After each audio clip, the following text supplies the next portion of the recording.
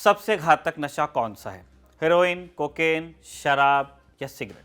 अगर हम कहें चाय तो शायद आप यकीन नहीं करेंगे, बात सही भी है। लेकिन आज से 200 साल पहले चाय के चक्कर में जितने युद्ध हुए उनकी कहानी सुन लीजिएगा तो शायद आपका इरादा बदले। नमस्कार, मेरा नाम है निखिल और आप देख रहे हैं तारीख, जिसमें हम सुनाते हैं उस तारीख से जुड़ी भारत की ऐतिहासिक कहानियां। आज 10 जनवरी है और आज की तारीख का संबंध है चाय से।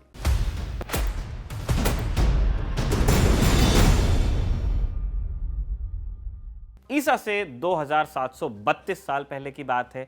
चीन में शेन नांग नाम के एक राजा हुए। सर्दियों के महीने में एक बार शेन नांग गर्म पानी उबाल रहे थे, तभी कुछ पत्तियां पानी के बर्तन में गिर गईं। शेन नांग को भीनी भीनी सुगंध आई तो उन्होंने कौतूहलवश पानी को पी भी लिया। पीकर उन्हें एहसास हुआ, इतना अच्छा लगा कि आगे खोज के लिए उन्होंने उन पत्तियों का नाम रख दिया चा।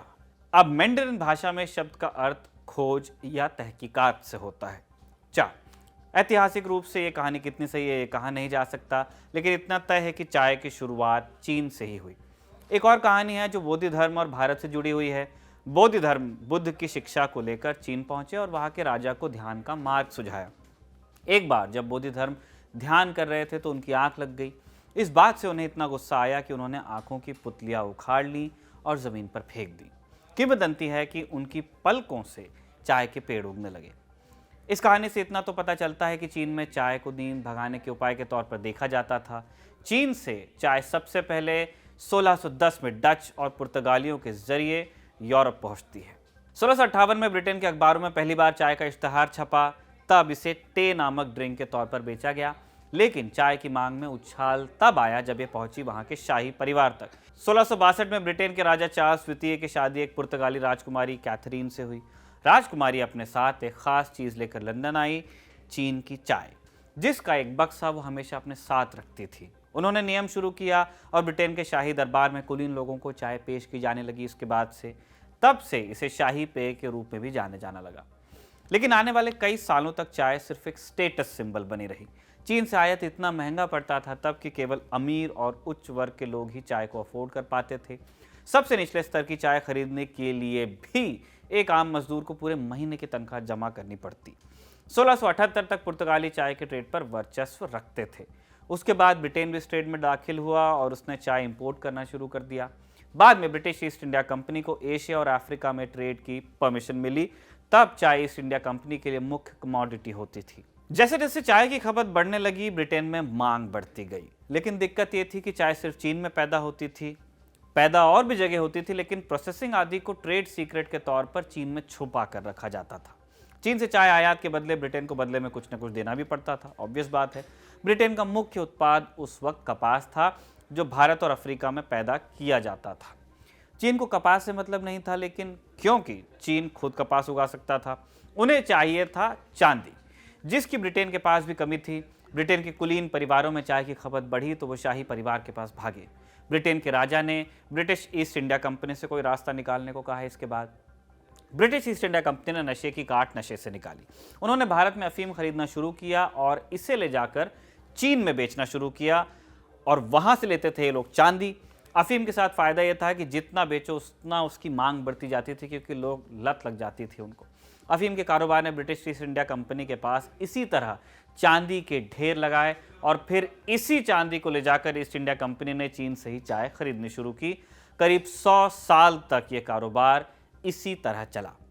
चीन का राजा अब इससे बहुत परेशान हुआ, क्योंकि चीन के लोग नशे के आदी हो रहे थे और चाय के कारोबार से जो चांदी आ रही थी वो भी अफीम के बदले चली जा रही थी। मतलब चीन के लिए सिर्फ घाटा ही घाटा था इस ट्रेड में। चीन ने इसका क्या जवाब दिया, ये जानने के पहले ग्लोब को आधा चक्कर घुमा के चलते हैं यूएस, जहां क्रांति की आंच में अमेरिकियों ने चाय चढ़ा दी थी। यूएस तब नहीं था, अमेरिका ही कहते हैं अभी के लिए, स्पेसिफिक कॉन्टेक्स्ट में। क्या हुआ था अमेरिका में? 1770 तक अमेरिका ब्रिटेन का उपनिवेश था। वहां भी लोग चाय के शौकीन थे। 1721 में ब्रिटिश संसद ने एक कानून बनाया जिसके तहत केवल ग्रेट ब्रिटेन से ही चाय का निर्यात किया जाने लगा। यानी अमेरिका को चाय चाहिए तो उसे ब्रिटेन से ही खरीदनी पड़ेगी। 1756 में ब्रिटेन और फ्रांस के बीच युद्ध छिड़ गया तो ब्रिटेन की माली हालत खराब होने लगी। पैसा चाहिए था, जिसका एक ही जरिया था, टैक्स, जो लगाया गया सबसे ज्यादा उपयोग होने वाले उत्पाद पर, यानी चाय पर। इसका सबसे ज्यादा असर अमेरिका के उपनिवेशों पर पड़ा, जहां चाय के दाम अचानक बढ़ गए। ब्रिटेन की संसद में अमेरिकियों का कोई प्रतिनिधित्व तो था नहीं, इसीलिए विरोध में अमेरिका में एक नारा चला, नो टैक्सेशन विदाउट रिप्रेजेंटेशन, यानी प्रतिनिधित्व नहीं तो टैक्स नहीं। चाय की कीमत बढ़ी तो अमेरिकियों ने भी नया हल निकाला, वो डच रूट यानी हॉलैंड से चाय स्मगल करने लगे। मई 1773 में ब्रिटिश संसद ने चाय अधिनियम पारित किया। इसके तहत ईस्ट इंडिया कंपनी को चाय के ट्रेड पर मोनोपोली दे दी गई और कंपनी डायरेक्ट चाय खरीदने बेचने लगी। ब्रिटिश ईस्ट इंडिया कंपनी ही चाय का आयात करके इसके बाद अमेरिका भेजने लगी। वहां कुछ चुनिंदा व्यापारियों को हक होता कि वो चाय खरीद के आगे खुदरा बेचते।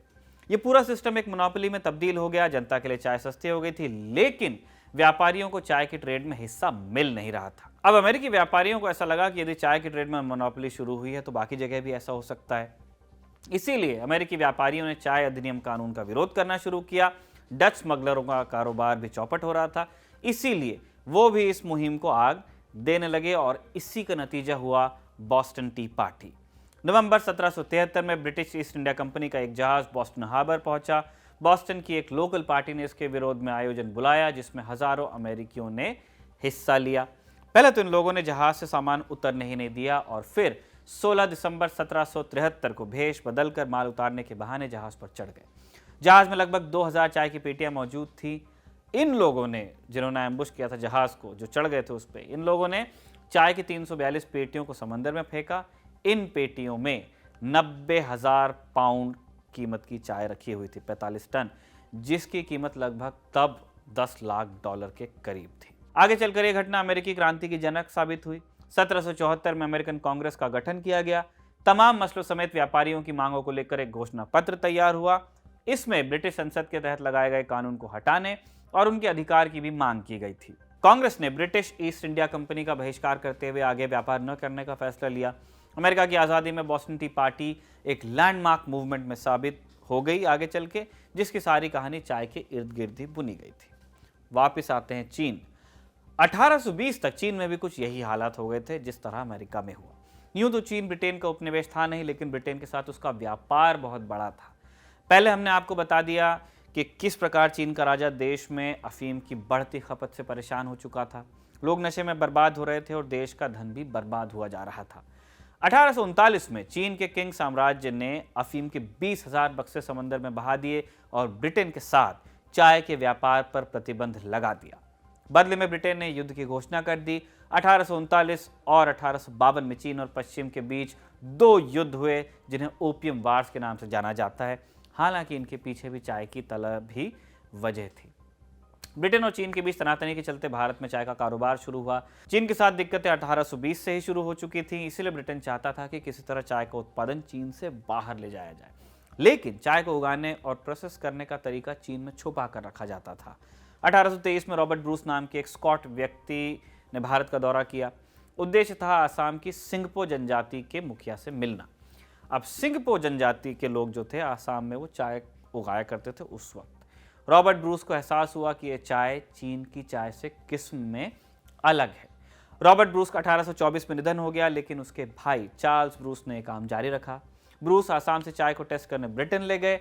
आसाम की चाय चीन की चाय से अलग किस्म की है, टेस्टिंग से ये साबित करने में उन्हें लगभग 10 साल का समय लग गया। ब्रिटिश सरकार इस सबसे अलग भारत में चाय का उत्पादन का मौका तलाश ही रही थी। 1834 में ब्रिटिश सरकार ने एक टी कमेटी बनाई ताकि भारत में चाय के उत्पादन के लिए एक प्लान बनाया जा सके। लेकिन इस कमेटी ने आसाम की लोकल चाय के बदले चीन की चाय को बागानों में लगाया। चीन की चाय आसाम के मौसम में नहीं उगाई जा सकती थी, अतः पूरी फसल बर्बाद हुई और टी कमेटी का प्लान फेल हुआ। इस बीच चार्ल्स ब्रूस अपने काम में लगे रहे। उन्हें साथ मिला मनीराम बरुआ का। बरुआ ने जोरहाट में भारत का पहला चाय बागान लगाया, जो बाद में टोकलोई एक्सपेरिमेंटल स्टेशन नाम से एक रिसर्च सेंटर बन गया। मनीराम का जीवन भी कम रोचक नहीं था। उनके पुरखे कन्नौज से जाकर असम में बसे थे। वो असम की एक रियासत में तहसीलदार थे और बाद में भोरबंदर माने उस राज्य के प्रधानमंत्री भी बनाए गए। लेकिन जब ईस्ट इंडिया कंपनी ने राजाओं के पर कतरने शुरू किए तो उन्होंने इस्तीफा भी दिया। 1837 में मनीराम बरुआ के बागान में 47 बक्से यानी 350 पाउंड के लगभग चाय पैदा हुई, जो लंदन भेजी गई। लेकिन लंदन में अभी भी चीन की चाय का बोलबाला था। इसके बाद 1839 में असम टी कंपनी की स्थापना हो गई और मनीराम असम टी कंपनी के दीवान हो गए। उस वक्त उनकी तनख्वाह 200 रुपये महीना होती थी, लेकिन कंपनी से कुछ बातों पर मतभेद के चलते उन्होंने 1840 में अपनी ये नौकरी छोड़ दी। बहुत लुक्रेटिव नौकरी, बहुत ज़्यादा सैलरी थी उस टाइम के हिसाब से। आज हिसाब नहीं लगा सकते आप, 200 तब कितना था। लंदन में सरकार आसाम टी कंपनी में इन्वेस्ट करने और उसे व्यापार का अधिकार देने के पक्ष में नहीं थी। इसीलिए आसाम की चाय को बेहतर साबित करने के लिए लंदन में आसाम की चाय की पहली बोली लगाई गई। ये बोली आज ही के दिन यानी 10 जनवरी 1839 को लगाई गई थी। इसके बाद आसाम की चाय फेमस होती चली गई।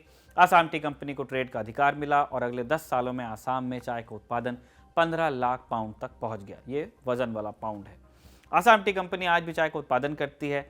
कंपनी के पहले दीवान मनीराम को 1857 के विद्रोह में अंग्रेजों ने फांसी दे दी।